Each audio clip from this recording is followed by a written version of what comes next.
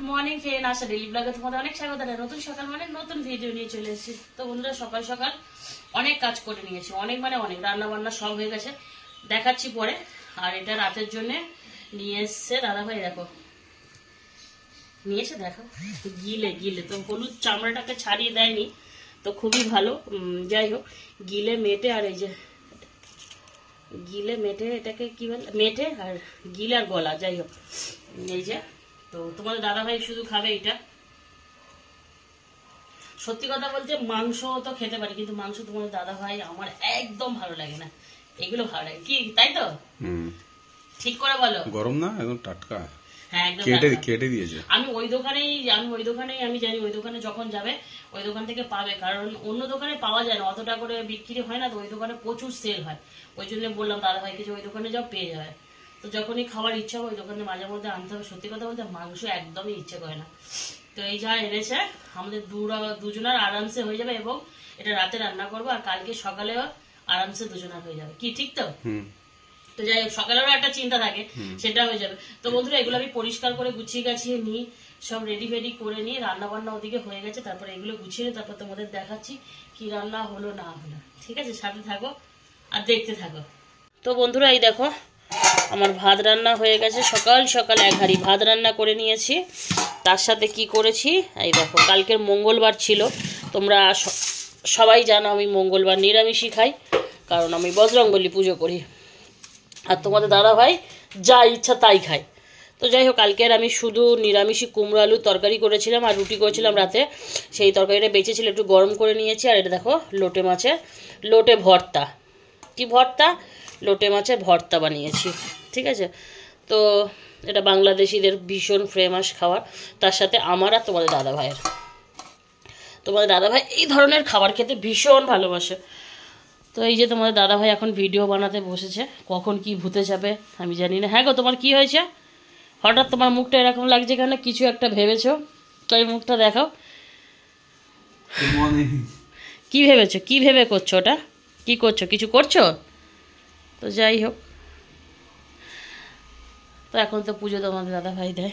তো চলো, আমি আমার মেটে গিলেটাকে কেটে কি সুন্দরভাবে পরিষ্কার করেছি, সেটা তো তোমাদের না দেখালে তো হয় না।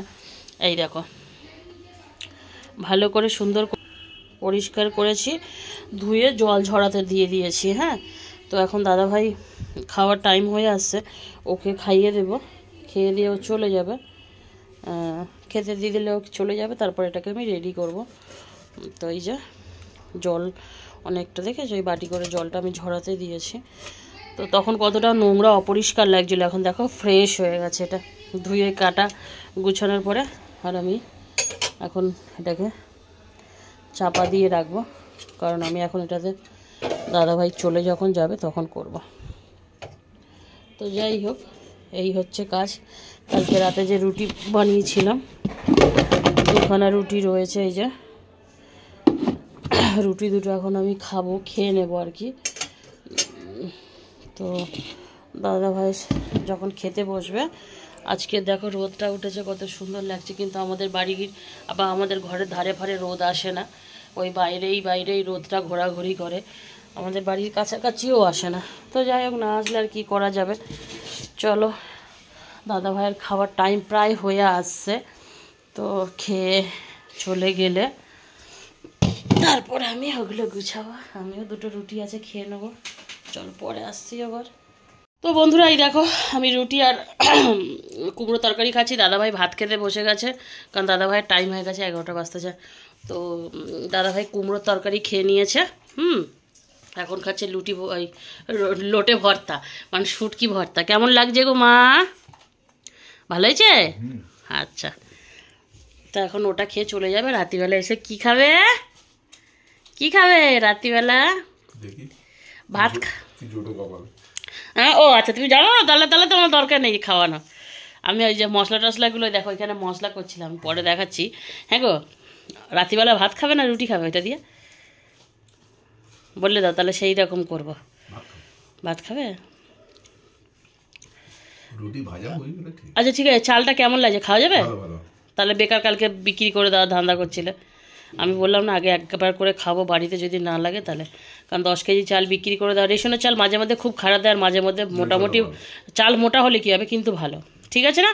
আর ভাতটা এমনি ঠিক আছে তো, বানানোটা ঠিক আছে তো, ব্যাস 10 কেজি চাল মানে অনেক দিনের ব্যাপার, তাই না?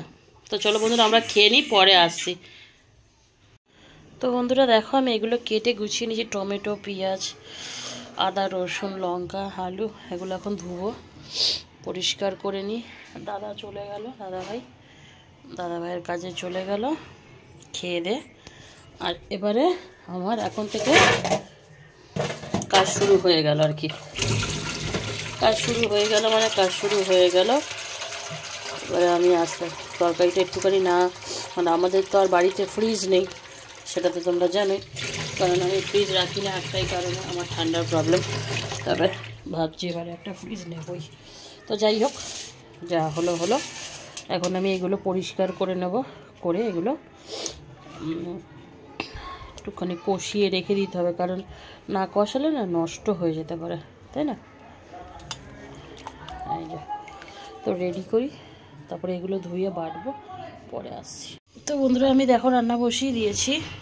এখানে মশলাগুলো আমি সব পেস্ট করে নিয়েছি, যত মশলা ছিল টমেটো ফমেটো সব, একটু পেঁয়াজও নিয়েছি আর অল্প পেঁয়াজ ভাজবো, ভেজে দেবো আর কি। আলুগুলো লাল লাল করে ভেজে নিয়েছি। তোমার দাদাভাই বারবার বলছে আলু দিও না গো, আলু দিও না, বুঝেছো? কিন্তু আমি তো নাছোড় বান্দা, আমি তো দেবই, কারণ আমার তো বাড়ির বউদের যেটা আর কি, তরকারিটা আমাদের ঠিক মতন যাতে হয়ে যায় দুবেলা বা একবেলা যেটুকুনি খাই, সেটা আমার যাতে হয়ে যায় সেটা তো আমাকে দেখতে হবে। সেটা তার বাড়ির পুরুষ মানুষরা জানবে না, তারা তো শুধু খাবে, তরকারি দাও, ঝোল দাও, আলু দাও করবে। তো এই যে এটা পুরো ঝোল করব না, পুরো কষা করবো। মশলার ভাগটা বেশি দিয়েছি, এখানে কাঁচা লঙ্কা, আদা, রসুন, টমেটো আর তার সাথে একটু পেঁয়াজ বেটে দিয়েছি। বাটিটা বড়, হাফ বাটি মশলা সব বেটে দিয়েছি, তা ওই জন্য। আর এই যে এতে এখনও ধোয়া হয়নি, এটা ধুয়ে দেব। আর এটা পুরো জলটা ঝরে গেছে, এই দেখো আর জল পড়ছে না, জলটা ঝরিয়ে নিয়েছি। যাই হোক, এটা করবো এখন রান্নাটা। তোমরা আমাকে অবশ্যই জানাবে তোমরা গিলে মেটে খেতে ভালোবাসো কিনা, কোনটা ভালোবাসো, মাংস ভালোবাসো না মেটে গিলে ভালোবাসো। তো যাই হোক, একদিকে রান্না করছি আর একদিকে গোছ গাছ করতে হবে, বাসন টাসনের পাশে রয়ে গেছে বেসিনের মধ্যে। তো যাই হোক, তারপরে আমি আবার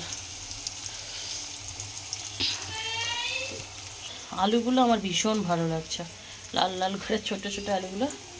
তো চলো রান্নাটা করি, পরে আসছি। তো বন্ধুরা আজকের মেটে গেলে তরকারিটা কিন্তু দারুণ টেস্ট হয়েছে, মানে একটুখানি কষা করে আমি একটুখানি খেয়েছি, দারুণ খেতে হয়েছে। আর তো একেবারে সন্ধেবেলায় চলে এলাম। যাই হোক, এখন থেকে তো আর কিছু সেরকম দেখানোর নেই, আর দাদা ভাইয়ের আসতে অনেক রাত হবে, তো সেই অবধি ভিডিওটা ক্যারি করে আর কোনো লাভ নেই। আমি ভাবছি ভিডিওটা এখানেই শেষ করে দেবো। আজকে কিন্তু সত্যি কথা অনেক দিনই হয়ে গেছিলো গিলে মেটে খাওয়া হয়নি। দিদির বাড়িতে খেয়েছিলাম কয়েকদিন আগে, কিন্তু সেরকম অতটা দিদি বানায়নি, অল্প একটু বানিয়েছিল, নৌ নৌ করে সবার পাতায় পড়েছিল, ওটা অতটা মানে বুঝতে পারিনি যে কেমন টেস্ট হয়েছে, এতটাই কম ভাগে পড়েছিল। তো যাই হোক, একটু এটা বেশি করেই হয়েছে, তো হয়তো রাতে একটু খাওয়া হবে আর পরের দিন খাওয়া হবে। তো বেশ কষা কষা করেছি, দারুণ হয়েছে খেতে। আর ভাবছি ভিডিওটা এখানেই শেষ করে দিই, আর লম্বা করে কি হবে তোমাদের, ছোট বড় ভিডিও করলে তোমরা দেখো না, জন্য ছোটটাই শেষ করে দেবো। তো চলো ভিডিওটা বাস সেই অবধি, ভালো থেকো, সুস্থ থেকো, পারলে চ্যানেলটা সাবস্ক্রাইব করো, এরকম নিত্য নতুন ভিডিও আনবো তোমাদের জন্য। ওকে, টাটা।